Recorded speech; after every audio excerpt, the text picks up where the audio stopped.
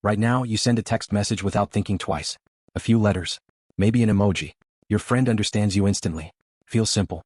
Feels obvious. But the real answer to how this ability came to exist is far stranger than you think. Your brain did not evolve to text. It did not evolve to talk either. Not at first.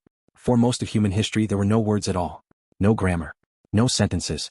Just breath, sound, and gesture shaped slowly over millions of years into something that could carry meaning.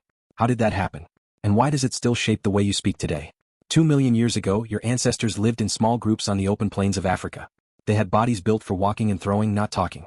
Their throats sat high, like a chimpanzee's. Their brains were smaller than yours. If you stood next to one of them, you would not hear words. You would hear grunts, barks, and sharp cries.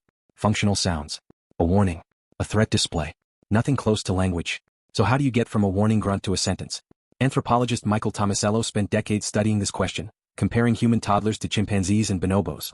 His research found something surprising. Chimpanzees can gesture. They can even learn simple symbols in captivity. But they almost never point at something just to share interest in it. A human toddler does this constantly.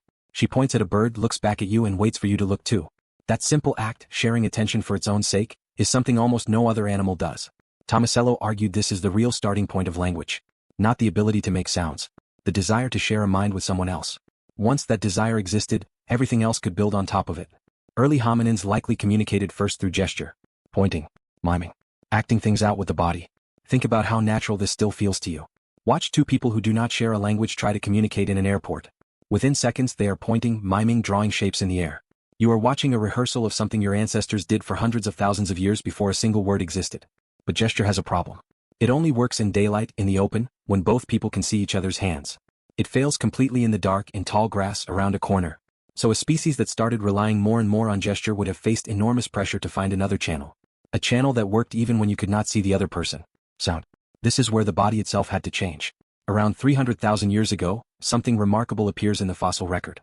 A tiny, fragile, horseshoe-shaped bone called the hyoid, found at the base of the throat. In Neanderthals, this bone looks almost identical to yours.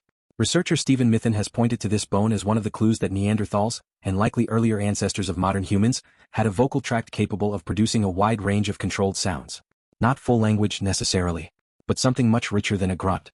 Here is the part that should genuinely surprise you. Some researchers believe the very first true vocal language was not used for hunting, or warning of predators, or coordinating a fight. It may have been used for something much softer. For soothing a baby. Paleoanthropologist Dean Falk built an entire theory around this idea. She noticed something about the way human infants develop compared to other primates. A baby chimpanzee clings to its mother's fur constantly. It can hold on while she moves, forages, climbs. A human infant cannot do this. Human babies are born earlier in their development, more helpless, unable to grip or support themselves. And at some point, human mothers lost most of their body hair. This left them with a problem. If you had to put your baby down to gather food, how do you keep it calm without holding it? Falk's answer was startling. You talk to it. You hum. You make soothing vocal patterns over and over so the infant learns that even without contact, your voice means safety. Falk called this idea putting the baby down, and she suggested that motherese, that sing-song, exaggerated tone you use instinctively with infants even today, might be one of the oldest forms of human communication there is. Notice something. You still do this. You do not need to be taught how to talk to a baby that way. It happens automatically, in almost every language on Earth, in almost every culture that has ever been studied. That rising, falling, exaggerated melody is not a modern invention. It may be a fossil, preserved not in stone but in your own voice. But soothing sounds are not the same as language. Language needs structure. It needs rules, shared meaning, the ability to combine small units into infinite new sentences. So what pushed simple sounds into full grammar? This is where group size becomes critical. Anthropologist Robin Dunbar has spent years studying primate social groups, and he noticed a pattern. The larger a primate's social group, the larger its neocortex tends to be, and the more time it spends on social bonding. Chimpanzees bond through grooming, picking through each other's fur for hours at a time. But grooming has a hard limit. You can only groom one individual at a time. As human groups grew larger, spreading across bigger territories, forming bigger alliances, grooming alone could not keep everyone connected. Dunbar proposed that language evolved in part as a replacement for grooming. A way to bond with many people at once, through something we now casually call gossip. Who did what? Who can be trusted? Who is a good hunter, a good partner, a dangerous liar? Talking, in this view, is not a luxury layered on top of survival.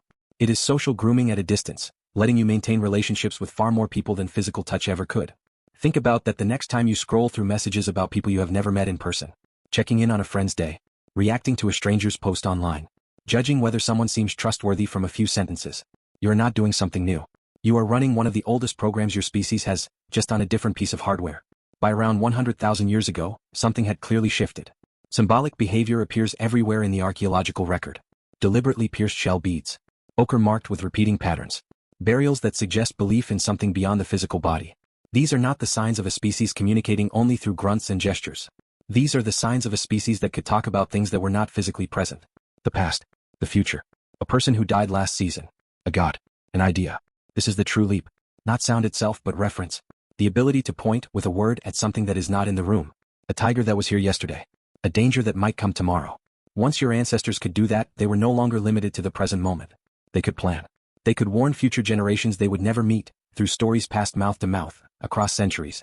So when you think about a caveman grunting and pointing at a rock, you are picturing the very beginning of a process, not the whole story. The truth is stranger and slower. It took millions of years of shared attention, changing anatomy, mothers soothing infants without touch, and growing social circles that grooming alone could no longer hold together. Every one of those pressures pushed toward the same outcome. A species that could not just make sound but mean something by it. And that brings you back to tonight, sitting somewhere quiet, thumbs moving over a screen. You send a message without thinking twice. A few letters. Maybe an emoji. Your friend understands you instantly. Feels simple. It feels obvious. But underneath that simple message is nearly 2 million years of shared glances, soothing hums, and desperate attempts to be understood across the dark. You are not just sending a text. You are still doing the oldest thing your species ever learned to do.